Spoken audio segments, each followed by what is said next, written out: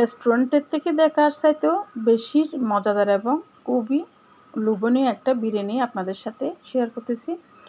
বাসায় ওকেশন বা মেহমানের জন্য একদম পারফেক্ট একটা বিরিয়ানি রেসিপি। তো রেসিপিটি দেখতে সাথেই থাকুন। আসসালামু আলাইকুম, যে যেখান থেকে ভিডিওটি দেখতেছেন স্কিপ না করে সাথেই থাকুন।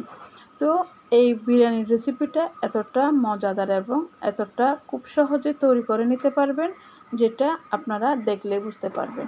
তো প্রথমে আমি ফ্রাই প্যান নিয়েছি একটা, ফ্রাই প্যানের মধ্যে তেল দিয়েছি 1 কাপ, তার মধ্যে তেজপাতা, লবঙ্গ, এলাচ, দারচিনি দিয়ে কাটা পেঁয়াজ দিয়েছি 1 কাপ, কাঁচামরিচ দিয়েছি, আদা বাটা একদম চামচ দিয়ে ভরা ভরা করে 2 টেবিল চামচ দিয়েছি। এরপর রসুন বাটা দিয়েছি 1 টেবিল চামচ দিয়ে ভালোভাবে মশলাটা কষিয়ে নেব। রান্নার সবচেয়ে টেস্ট করার জন্য সবচেয়ে যেটা কার্যকরী উপায় সেটা হলো মশলাটাকে একটু ভালো করে কষিয়ে নিতে হয়, যাতে মশলার ঘ্রাণ না থাকে। এখন সামান্য একটু লাল মরিচ দিয়ে দিয়েছি।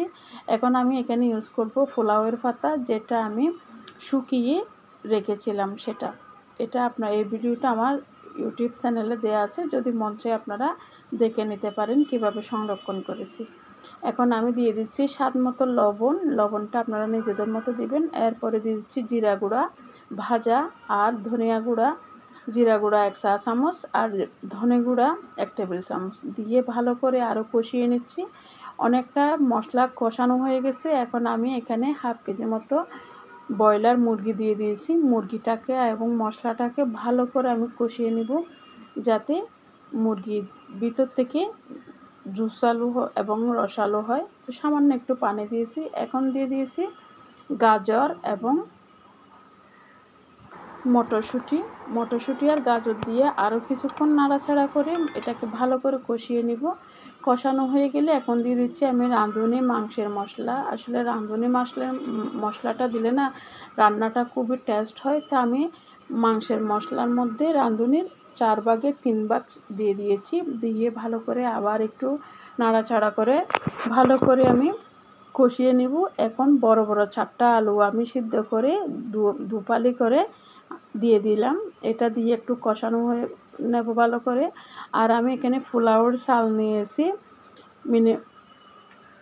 সেই চালটাকে ভালো করে আগে পরিষ্কার করে ধুয়ে রেখে দিয়েছি।